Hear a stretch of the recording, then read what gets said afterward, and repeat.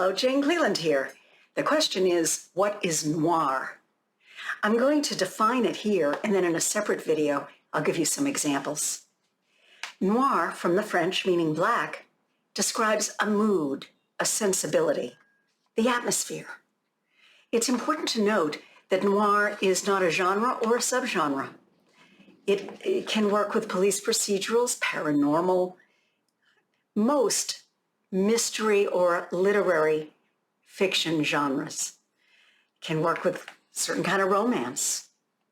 Okay, I'm going to quote Joyce Carol Oates, the great novelist and short story writer, as she defines noir.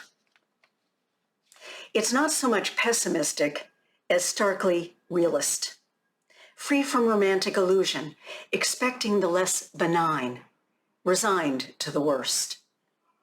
Noir is a populist sort of tragic vision, making of a man's infatuation with a woman in traditional noir something richly ironic and often lethal. Not profound as in classic tragedy, but a confirmation of the way the actual world is: deceptive, punishing. Noir is frequently, though not inevitably, romantic or sexual. It's disillusion. It's fury.